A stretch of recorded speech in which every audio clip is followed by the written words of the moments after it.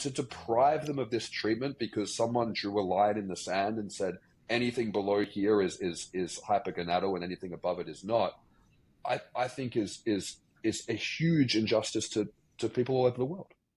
I would agree. And so to summarize really what you said anyone should be given a trial of testosterone therapy who has continued symptoms of a deficiency despite making every effort to raise levels with nutrition and exercise, or to raise it naturally. In my opinion, Dave, it should be frontline treatment for medical conditions like obesity and type 2 diabetes. Let's talk about what testosterone does. It increases lean muscle mass, strength, endurance, exercise tolerance, and bone mineral density. It decreases recovery time and improves healing. It decreases both visceral and subcutaneous body fat. It improves cholesterol. It increases energy, motivation, and self-confidence. It improves libido and sexual function. It improves memory and cognition. It improves mood and depression. It helps protect against cardiovascular disease, diabetes, and insulin resistance.